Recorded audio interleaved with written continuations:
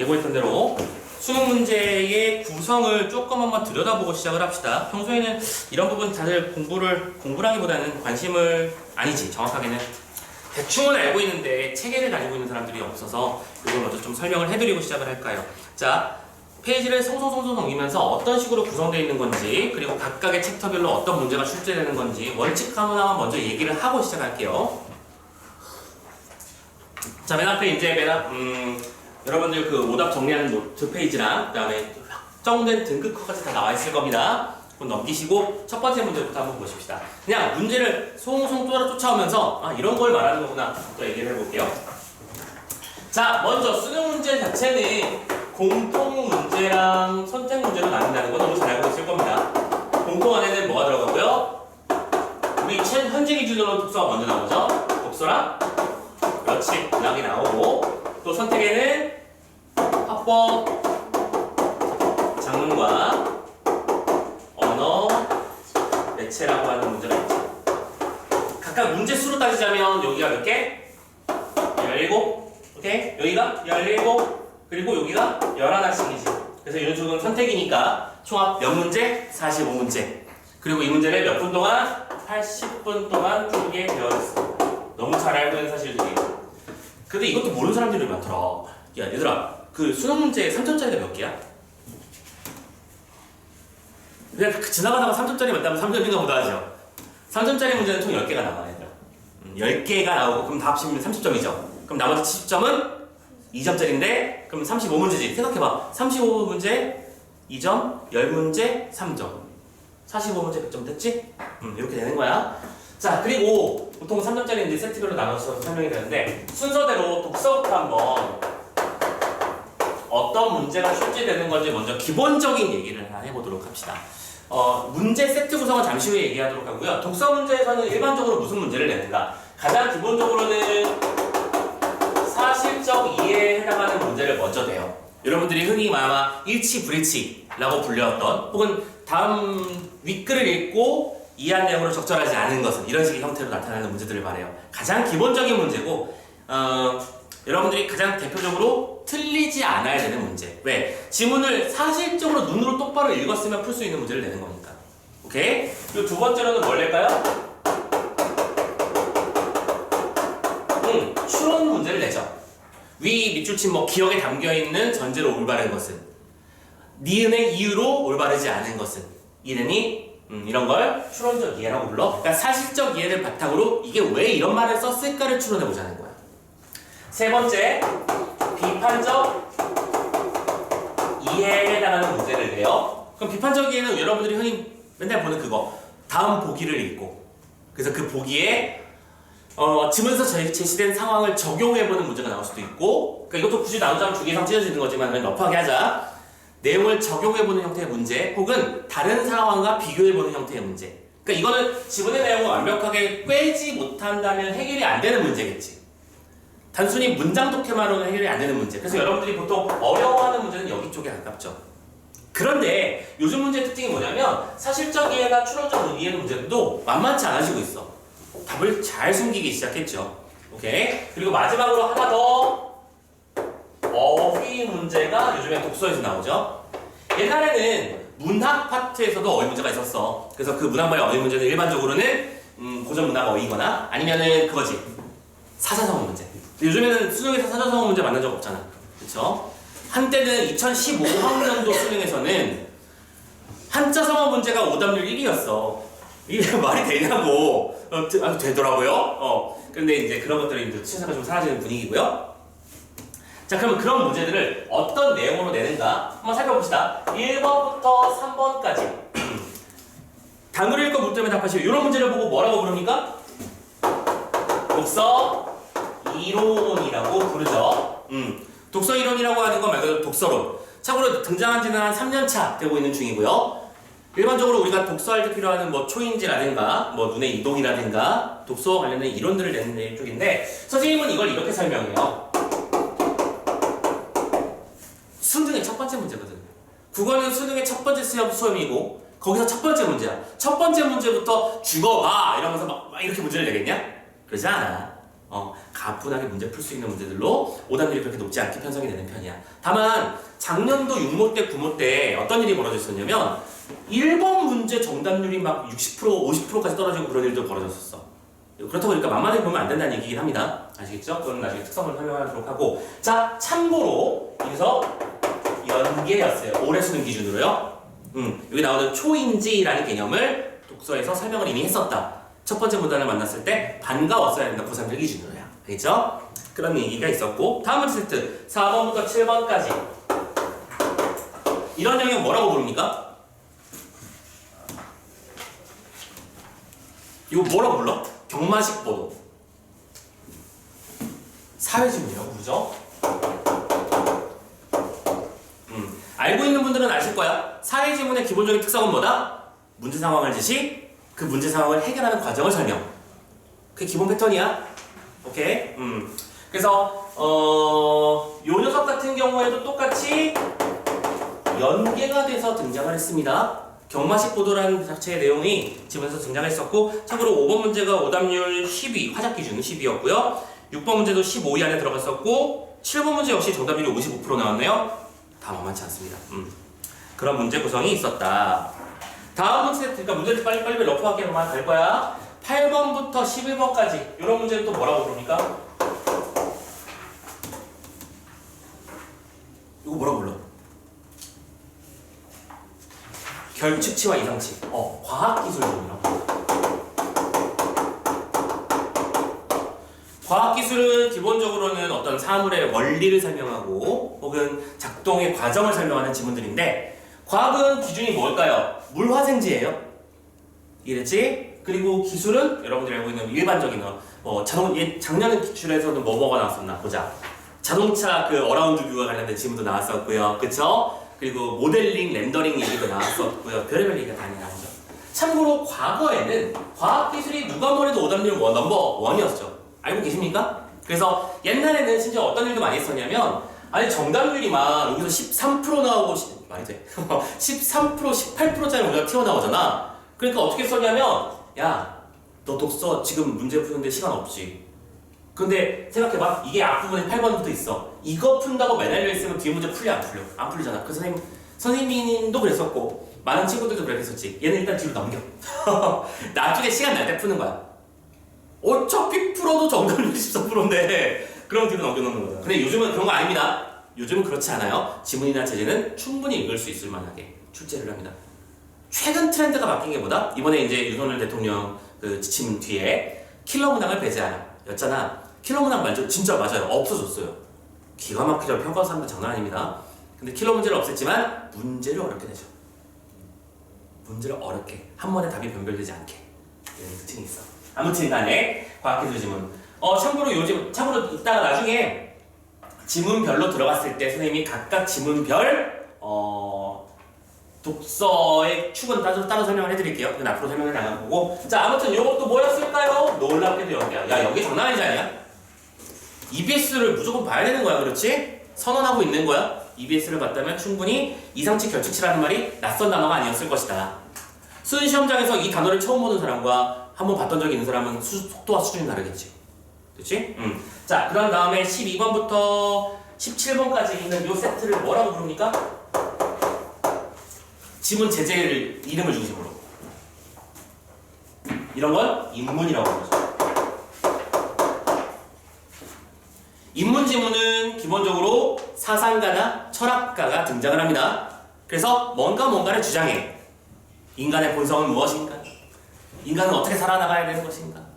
오케이? 그래서 논리나 철학 같은 것들이 철학, 사상 같은 경우는 쓴 김에 이것도 쓸까? 사회 같은 경우에는 경제, 법률, 그 다음에 또 뭐가 있을까? 문화, 과학기술은 물, 화, 생지부터 기술 일반일까지 이런 다양한 제재들을 안에 품고 있어요. 됐죠? 자, 다만 12번부터 17번까지 있는 이 세트를 우리가 뭐라고 부르냐면 주제 통합이라고 하는 이름으로 부르죠. 왜? 다른 지문과 다르게 얘는 가랑 나로 찢어져 있지. 그러면 그 가와 나를 구성하고 있는 것들은 출제의 원리는 뭐냐면 이 둘을 상호 복합적으로 이해할 수 있는가를 무조건 문제로 되게 돼 있어. 오케이? 그래서 이 둘 간의 관계를 밝히는 게 생각보다 중요해요. 이 관계를 빨리 밝힐수록 문제가 어떻게 나오겠구나라는 예상까지 빨리 돼야 돼. 가가 A를 합시다 라고 했는데 B에서는 나에서는 A 하면 안 돼요 라고 말했으면 그 둘의 대립점을 찾는 문제를 내겠지. 당연하게도. 가에서 A를 합시다 라고 했던데 나에서는 A를 하기 위해선 다음과 같은 조건들이 필요합니다. 심화 확장하는 지문이 나왔어. 그럼 두 녀석이 또 관계를 밝히는 문제가 나오는 거고요. 이해되시죠? 자, 이렇게 구성이 된다. 이해되십니까? 그래서 기본적으로 독서 지문은요, 독서 이론으로 스타트를 걸고 주제 통합을 포함하는 형태로 인문, 사회, 과학, 기술의 영역으로 분류된다. 그리고 이때 주제 통합은 인문이 될 수도 있고요, 과학 플러스 기술이 될 수 있고요, 사회 플러스 기술이 될 수도 있는 겁니다. 됐죠? 그때그때 지문은 다르다. 유형은. 이번 수능은 이렇게 났다 라고 생각하시면 되고, 아 물론 얘도 연계였어요. 장난. 싹 다 연계였다. 이 연계라는 걸 자꾸 강조하는 이유는 그래서 우리가 이것을 열심히 봐야 되는 이유라는 거야. 되셨나요?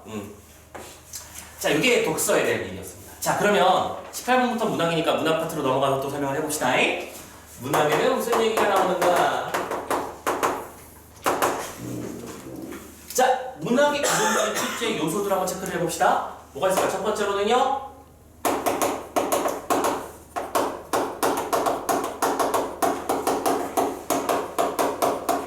무조건 첫 번째로 내는 문제, 그치? 한 문제는 반드시 나오는 문제, 표현상 특징 문제, 서술상 특징 문제. 여러분들이 그동안 고등학교 과정을 통해서 배웠던 서리법, 추상적 관념의 구체화, 감정이입의 객관적 상관물, 이런 식의 말들이 등장하게 되어 있죠. 오케이?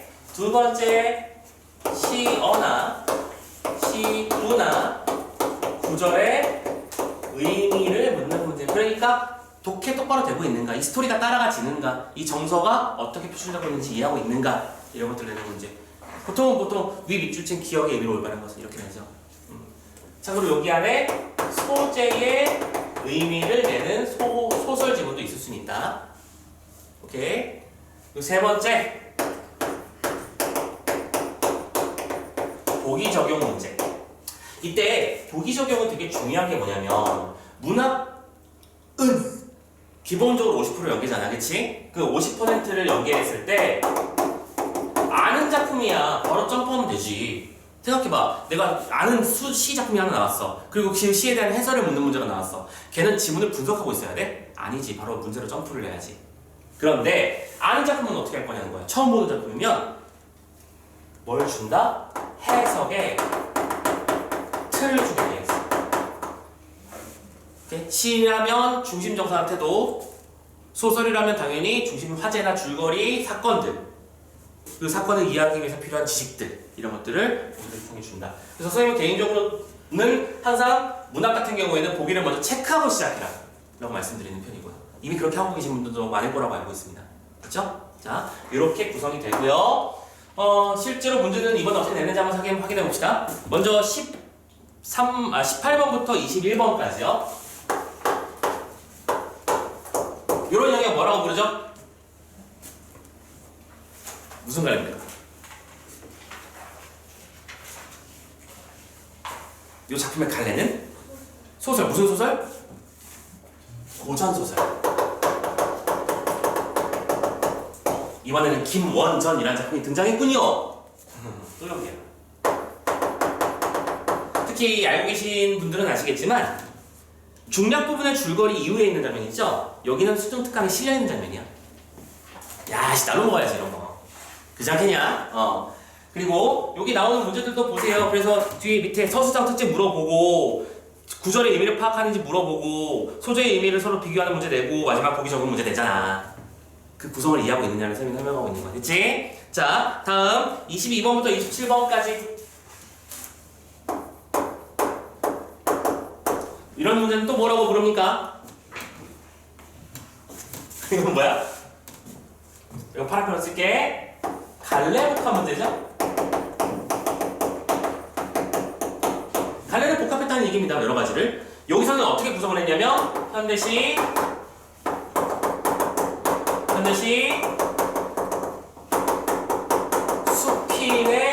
작품을 구성했죠. 얘들아, 갈래가 복합됐다는 얘기는 무슨 뜻이냐면 서로 다른 갈래를 섞었다는 얘기야. 근데 우리 정시반 친구들 이거 알지? 수필이 나오면 시험 문제는 뭐를 낸다? 소재에 대한 태도를 낸다. 그래서 수필은 맨날 시랑 친구들인 거야. 왜? 시도 정서 태도가 문제의 출제 포인트니까. 그래서 묻는 거야. 참고로 요거 말고 과거의 기출들을 살펴보면 이 갈래복합의 경우에는 이렇게 되기도 하죠. 소설 지문에다가 극을 붙여. 전우치 기억나시는지 모르겠어. 기출 풀어본 사람은 전우치 알 거야. 그지? 앞에는 소설, 뒤에는 그 전우치의 극 버전. 됐죠? 그럼 이 두 개를 묶을 수 있는 이유는 뭐겠니? 당연히 갈래 유사성 때문이겠지. 다만 극지문이 나오면 또 문제 출제 포인트는 따로 있는데 그 나중에 설명해 드릴게요. 이 둘 중에 하나로 보통 편성이 되는 편이야. 그리고 참고로 여기서 요 현대시 두 번째 작품 가지가 담을 넘을 때 라는 나작품 있죠? 연기예요. 그러면 생각해보자. 예를 들어 24번 문제 있지. 24번 문제는 바로 점프해서 풀 수 있어야 되는 거 아니야? 나를 이해하려잖아. 나 작품이 우리가 연기된 작품이니까. 그러니까 지금 우리는 너희들이 뭐 풀다 못 풀다 그런 개념을 말하는 게 아니야. 앞으로 어떻게 해야 되는지를 이해해야 돼. 23번 근데 문제가 정답률이 몇 %인 줄 알아?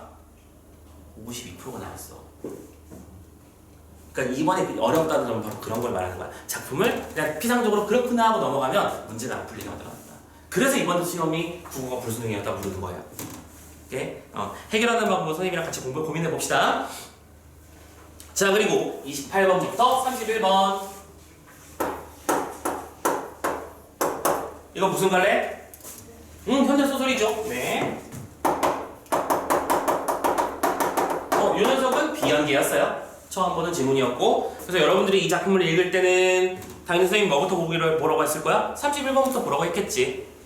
요런 식의 내용들을 기준으로 지문을 읽어나가면 돼 라고 설명했었을 거고, 정답률이 참고로 몇 번이야? 31번 문제 정답률이 49야. 난리도 아니죠. 그러니까 문제들이 전반적으로 막 50%대가 너무 많아요. 선생님이 혹시 그 선생님 설명회 자료 혹시 본 사람 있어요? 봤으면 알 거야. 일반적으로 선생님이 그 5단계로 베스트 10까지만 뽑잖아. 근데 이번엔 베스트 15까지 뽑았지? 너무 많아서 15까지 왔는데도 전년도 베스트 10보다 더 빡세. 그러니까 옛날에는 어려운 문제 몇 개에서 20! 이런 느낌이었다면 요즘에는 다 같이 어려워볼까 우리? 이런 느낌이야. 되게 슬프죠? 자, 그 다음에 32번부터 34번까지 요 문제는 이건 또 뭐라고 부릅니까? 고전 시가. 선생님 얘도 가랑 나인데 왜 그냥 고전 시가라고 부르나요? 갈래가 같잖아. 둘 다 고전 시가니까. 고전 시가 같은 경우에는 지금 어떻게 구성을 했었죠? 벌써 뭐였지? 고전 시기야? 도시락을 쓸게요. 고전 시 두 작품을 연달아 묶어서 냈죠. 그런데 여기서 요 앞에 첫 번째 작품이 또 뭐였다? 연계 작품이었다. 일동장유관한 작품이었다. 선생님 자랑 좀 하자면 이거 선생님 고전시가 두 개를 파이널에 찝었거든. 일동장유가 나오거나 전원사시가가 나올 것 같으니까 풀어보자 하면서 선생님이 파이널 비도 그때 만들었었고 증거 자료도 있어요. 솔로 푸는 게 아니야. 선생님 파이널 자료 좀 저기 있어요. 네. 첫 번째 작품이 일동장유가요. 나오잖아. 쎄 하면 나옵니다. 쎄 하면 나와요. 그러니까 이런 것들도 이제 선생님 역할이니까. 아무튼 연기였으니까 또 수월하게 해결할 수 있었어야겠죠. 물론 일동장유관은 워낙 긴 작품이니까 이게 4인 가사라서 여러 번으로 이루어진 작품이야. 이거 언제 다 분석하고 있어. 그러니까 다 분석은 못하지만 출제 포인트마다의 요소들은 알 수 있겠지. 자, 그러면 정리할게. 연계가 여기서는 참고로 하나, 둘, 세 개가 됐어요. 총 작품 수는 몇 개? 하나, 둘, 셋, 넷, 다섯, 여섯, 일곱 개. 7개 중에서 3개를 연계시켰지. 대략적으로 50%에 근접한 거 맞지? 근데 거기서 독서 같은 경우에는 전체 연계였기 때문에 지문 전체 구성으로 보자면 출제의 원리 50% 연계는 맞습니다. 이해되시죠? 그래서 아까 좀 몇 번째 말씀드린지 모르겠는데 우리가 기출을 이렇게 보는 이유는 이런 식으로 문제를 구성해서 문제가 이렇게 출제되고 사회지문이니까 어떤 식으로 구성이 되고 거기서 우리가 어떤 식으로 지문을 읽어야 답을 잘 알아낼 수 있는가 그런 것들을 지금 우리가 앞으로 훈련하겠다 그 소리이고 그 안에 등장하는 제재들, 제재들 그리고 작품들은 알면 알수록 도움이 무조건 되는 건 맞으니까 앞으로 꾸준하게 쌓아나가야 된다라는 말씀을 드리는 거야. 감 잡히시죠? 앞으로 해야 될 일들이. 파이팅! 자, 이렇게 해서 34번까지 공통 영역 독서와 문학을 봤고요. 자, 선택 영역 얘기를 지금 조금 해보자. 이제 선택으로 넘어가면 화작부터 먼저 얘기를 해볼게. 화작 같은 경우에는 당연히 뭐 35번부터 45번까지가 되는데 총 몇 문제죠? 11문제죠. 아마 화작 그동안 풀어보신 분들은 우리가 고2 때까지 푸는 화작은 이거잖아. 1번부터 10번까지지. 그리고 11번부터 15번까지 문법이었고 16번부터 작품이 나오기 시작하잖아. 네, 화작이 이제부터 본격적으로 분리가 될 겁니다. 그러면서 어떤 일이 벌어질 거냐면 화작은 3 플러스 5 플러스 3의 구조를 가져. 시스템은 이해하자. 앞에서 하면 화법이에요. 뒤에서 하면 작문이에요. 그럼 가운데 오는 뭘까요? 화법 플러스 작문이에요. 근데 화법 플러스 작문은 어떻게 되는 거냐면 보면 가나 혹은 가나다 이렇게 구분이 될 거야. 가지문이 화작, 화법 문제, 나지문 작문 문제야. 화법이라는 게 뭐예요, 얘들아? 발표, 라디오, 뭐 방송, 뭐 대담 이런 것들을 상황에서 얘기를 주고받는 상황을 이해하는 거잖아. 지금 실제로 보세요. 화보자의 첫 번째 학생의 발표이다. 화법이에요. 됐죠? 그리고 38부터 42를 보면 가가 뭐야? 둘이서 막 대화하고 있지. 화법이겠지. 그리고 그 대화를 바탕으로 나지문에 글을 써버렸네. 작문이겠지. 그리고 그 다음 세트에서 43, 45는 또 작문 상황을 가지고 적절하게 고쳐 쓰고 자료를 활용하고 이런 식으로 되고 있지. 됐니? 자, 그런데 슬픈 사실 화작하고 언매 얘들아, 언매까지 다 설명하고 한번 설명할게요. 자, 그럼 또 언매는 어떻게 구성이 되어 있는가? 뒤에 언매를 넘어가 보면 35번부터 36번까지 2 플러스 3 플러스 6 이렇게 설명을 할게요. 2 플러스 3 플러스 6의 형태가 나타나. 이때 앞에 있는 이는 지문형 문법 문제. 그러니까 지문을 주고 그 문법 정보를 이용해서 문제를 풀게 되어 있고 뒤에 세 문제는 단독 문제들. 그리고 이 두 문제를, 이 다섯 문제를 묶어서 우리가 뭐라고 불러? 아니지, 이제는 언어라고 불러야지. 이게 언어 문제. 그쵸? 그리고 매체 6문제를 내. 자, 그런데 그럼 당연히 저 둘 중에서 부담이 되는 건 당연히 어디겠어? 언매지. 왜냐면 얘들아, 화작 공부를 뭐 전문적으로 해본 적 있니? 근데 문제 푸는데 지장이 있든? 그치? 지장이 없어? 근데 언매는 뭘 공부해야 돼? 언어 공부해야 돼. 시간 투자해야 된다고. 근데 선택을, 얘들아 이거 참고로 없어지는 건 알고 있지? 2020, 아니 우리 너희랑 상관없어. 그러니까 상관없어. 나 깜짝 놀랐지. 2028학년도 설마 그때까지 한 5수 정도 해볼까 합니다. 한번 고민해야 돼. 근데 그건 아니니까. 당장 우리는 이걸 결부를 해야 되는데 이거 없어질 거야. 선생님한테 이상하거든. 왜냐면 이 두 분은 뭘 맞춰줘야 돼? 선택이니까. 표점을 맞춰줘야 될 거 아니야. 언어매를 선택했다는 이유로 차별받으면 안 되는 거고. 이해됐지? 그리고 참고로 초반부에는 예상했던 대로 다 화작으로 몰려왔어. 그렇지 않겠어? 훨씬 쉽고 점수를 많이 받을 수 있으니까. 근데 그때 어떤 일이 벌어졌냐? 표점 차이를, 그래서 언매는 플러스를 내주는 거야. 얘는 좀 더 틀려도 얘랑 같게 봐주는 거야. 지금 현재 기본적으로 4점 정도의 표점 차이가 나거든? 오케이? 그럼 아주 러프하게 얘기할게. 아주 러프하게. 화작을 100점 맞았다. 화작을 다 맞았다. 그러면 여기서, 그러니까 다 맞는 게 11개지? 화장 11개를 다 맞은 친구랑 언매 9개 맞은 친구랑 거의 비슷해. 감 잡혀? 우리가 맨날 언매가 유리하다 하잖아. 고익 상위권 싸움에서. 특히 우리 반 같은 경우에는 선생님이 이걸 강력하게 추천하는 이유도 그거야. 자, 무슨 말인지 이해돼? 그럼 잘 봐. 그런데 이 와중에 오답률 러시를 보면, 자, 화작 쉬울 것 같지? 자, 들어보세요. 들어보세요. 36번 문제 정답률 60% 화작 얘기하는 거야. 아니, 눈으로만 보세요. 정답률 60% 오답 베스트 15에 들어갔고요. 40번 문제 정답률 35% 오답률 4위였고요. 4위야. 전체 기준으로. 45번 문제 정답률 35% 오답률 5위야. 어때? 화작이라고 무조건 쉬운 게 아니라는 거야. 화작은 얘랑 밸런스를 맞추기 위해서 점차 독서 지문화 되어가는 중이야. 그러니까 읽어야 되는 정보의 양을 늘려버리는 거지. 시간 딸리게요. 특히 우리 45번 같은 문제 봐요. 이 문제 하나를 해결하기 위해서 우리는 얼마나 많은 글을 읽어야 되는가.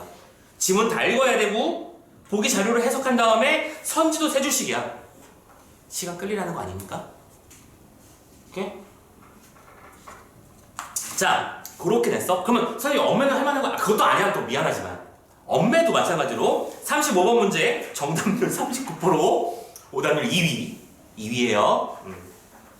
37번 문제 정답률 39%, 오답률 3위. 39번 문제도 베스트 50에 들어갔습니다. 만만치 않지? 어려운 문제 많이 포함되어 있는 거 보이시죠? 물론 45번 문제도 조금 삐리했는데 그럼 봐봐. 똑같이 비슷한 문제는 3개 혹은 4개씩 배치가 돼 있어요. 그죠? 그 상태에서 좀 극단적으로 표현해볼게. 내가 언어가 자신이 없어요, 선생님. 저 언어 공부 많이 시간을 못 쓰는데요. 그럼 생각해봐. 5문제, 문법 문제 5문제 중에서 아까 선생님 몇 개까지는 커버칠 수 있다? 대략적으로 아주 러프하게 얘기하는 거야. 2개까지 쳤어요.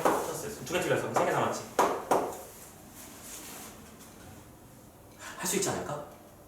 3개까지는 어떻게 되지 않을까? 영역은 정해져 있다. 의문 변동, 의문, 그치? 단어, 그러니까 품사랑 단어 의미, 문장, 짜임하고 그 성분 분석, 그다음에 문법 요소라고 부르지. 높임 표현, 시간 표현, 부정 표현 등등등. 그리고 마지막에 국어사. 5개의 영역 중에서 2개, 3개 정도만 해내면 화작 100점이랑 같은 등급을 받을 수 있다.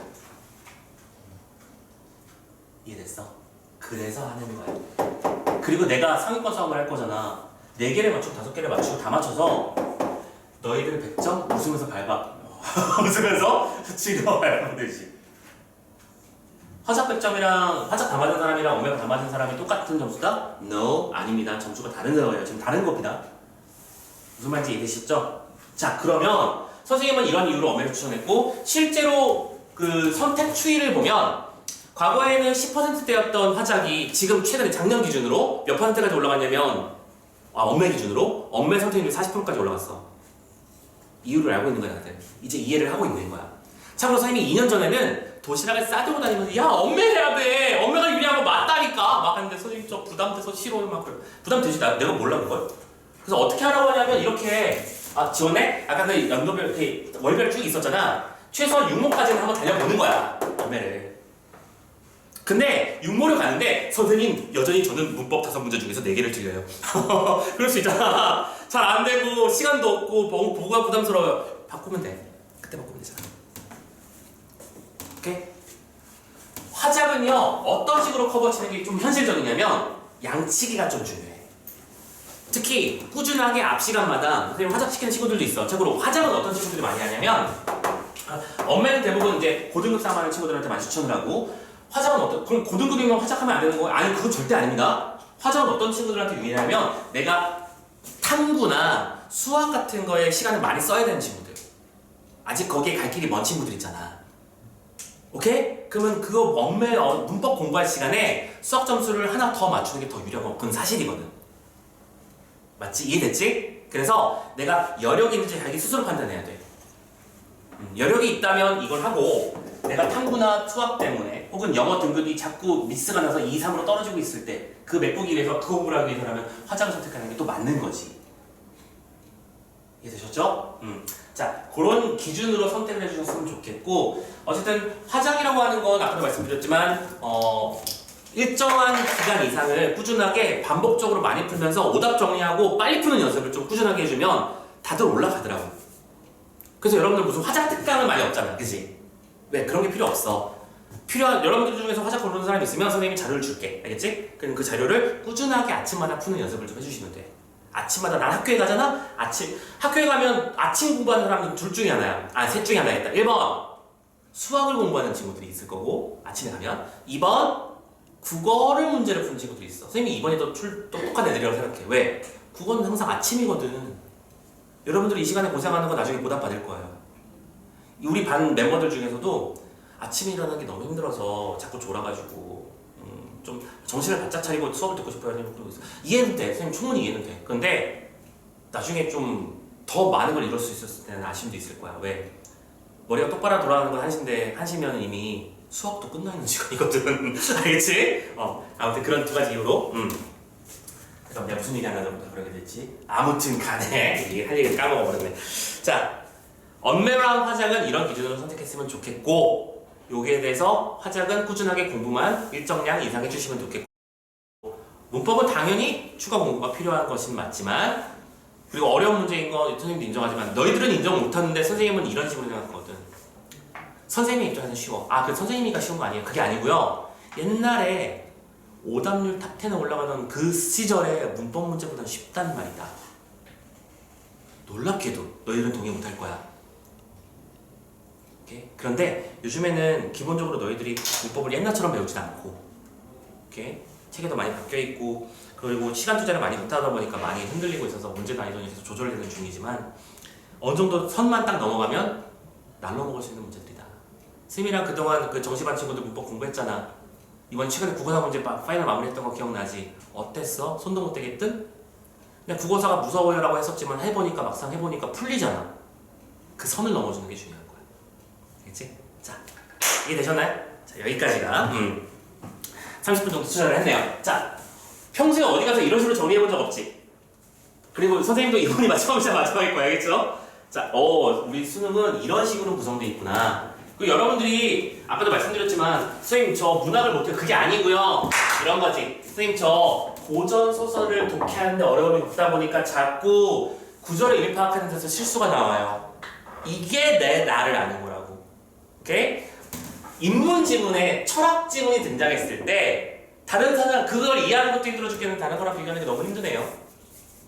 알겠지? 그런 점을 정리할 수 있으면 좋겠다라는 말씀을 드립니다. 되셨나요? 자, 고생하셨습니다. 여기까지 첫 번째 쭉 설명을 해봤고요. 자, 그래서 오늘은 남은 시간, 이제 아까 선생님 말씀드렸잖아요. 절반이라고. 10시 반 됐네요. 자, 일단 처음 문제 몸풀기 세트부터 한번 가볼까요, 오늘은? 이제 본격적으로 수업 시작하자. 몸풀기. 앞에 1, 2, 3번 문제 있죠? 자, 이제부터 이런 식으로 공부하는 거다라고 생각했으면 좋겠습니다. 저 옆에 핸드폰이 됐든 시간이 될 수 있는 뭔가를 준비해 주시고요. 항상 문제를 풀 땐 이런 식으로 한다. 스톱 좋아요. 아주 좋아요. 저런 거 하나 준비들 하세요. 이제 고3이니까 이게 딱 누르면 시작되고 끝나는 거 있잖아. 하나씩 준비하시고 자, 문제를 푸실 때는 자, 지금부터 1번부터 3번까지를 푼 사람들도 있어. 알죠? 선생님도 알아. 기억나겠지만 그래도 한 번 더 풀자. 알겠지? 여러 번 보는 게 맞으니까 시간을 재면서 풀기 시작해봅시다. 최대한 빨리 푸세요. 시작.